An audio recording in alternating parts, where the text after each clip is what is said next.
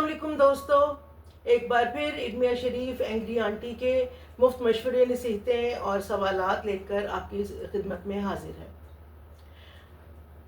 आप लोगों से गुजारिश है कि अगर आप लोगों को एंग्री आंटी की बातें पसंद आ रही हैं और आप उनके तज्ज़िये से पूरी तरह से मुत्तफिक हैं, जो क्रिटिक्स पर एंग्री आंटी करती हैं, तो हमें कमेंट बॉक्स में कमेंट करके बताएं। और नए दोस्तों से गुजारिश है कि वो एंग्री आंटी को अगर पसंद कर रहे हैं उनके इस प्रोग्राम को, तो वो चैनल को सब्सक्राइब करें और इंस्टा और फेसबुक पर पेज को फॉलो करें, लाइक करें, शेयर करें।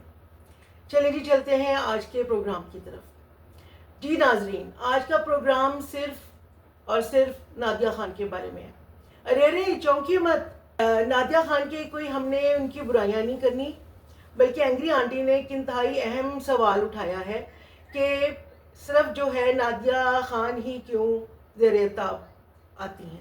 यानी यहाँ पे बहुत से लोग जो हैं वो यूट्यूब पर रिव्यू प्रोग्राम्स कर रहे हैं, जैसे समथिंग हॉट के हसन और आमना, और दूसरी बात ये कि फुशिया मैगज़ीन की राबिया मुगनी, अम्मा टीवी मैं की अम्मा और मोमिन। तो फिर सिर्फ आखिर क्या वजह है, बल्कि नादिया खान के अपने साथी अतीका और डुमरीना खान भी, तो फिर क्या वजह है कि सिर्फ और सिर्फ नादिया खान को ही तनकीद का निशाना बनाया जाता है? तो उसके लिए मैं आपको बताऊंगी कि क्या वजह है इसकी। अच्छा दोस्तों, आजकल सोशल मीडिया पर एक तूफान बरपा है, और बल्कि एक बात तो मैं आपको बताना ही भूल गई कि आज आप हैरान हो रहे होंगे कि आज एंग्री आंटी की जो नसीहतें हैं वो कहाँ से मेरे पास आएंगी, क्योंकि आपको पटारी नज़र नहीं आ रही मेरे पास।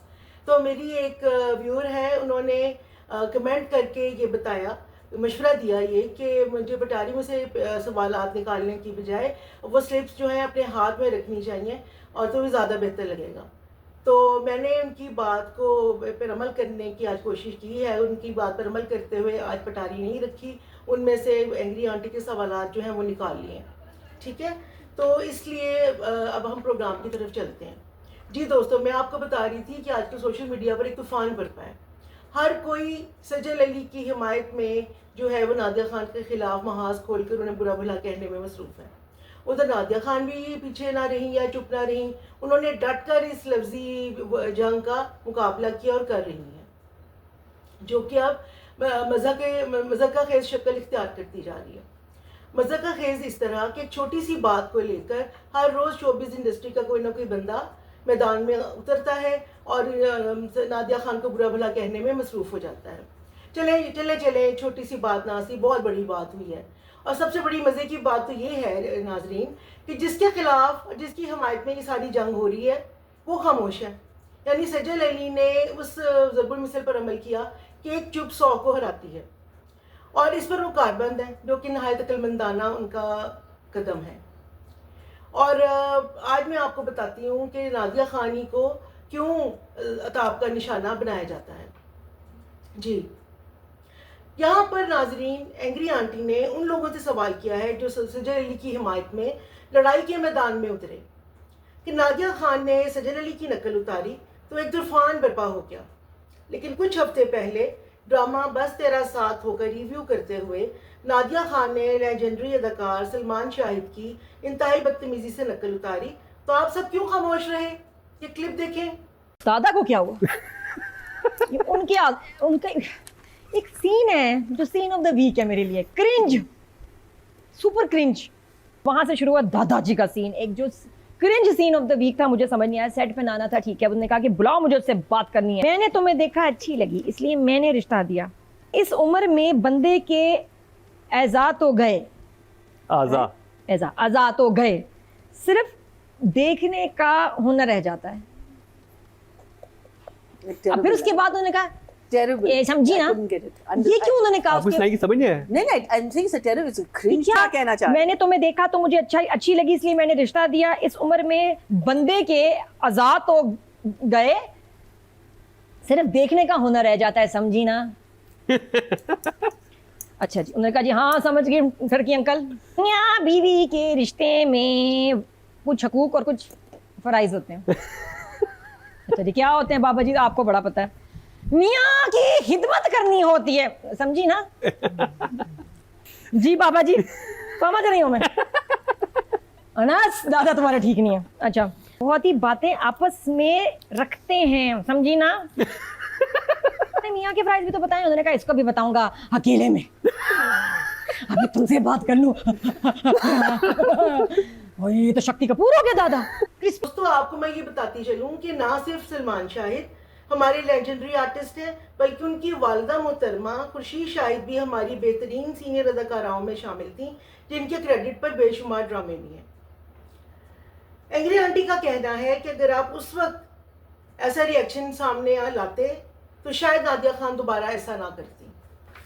दोस्तों एंग्री आंटी ने डायरेक्ट नादिया खान को यहाँ मुखातिब करते हुए कुछ नसीहतें भी की हैं और मुफ्त मशवरे देते हुए कहा है, नादिया आपके अलावा और भी ड्रामा क्रिटिक्स हैं, जैसे समथिंग हॉट के हसन और आमना, अम्मा टीवी और मैं की अम्मा, फूशिया मैगजीन की राबिया मुगनी और सबसे बढ़कर आपकी अपनी साथी अतीका ओडू और मरीना खान। फिर सिर्फ आप ही को क्यों ज़ेर ताब लाया जाता है? यानी सिर्फ आप ही को क्यों मुकद्दर का तनकीद का निशाना बनाया जाता है? मैं बताती हूँ क्यों।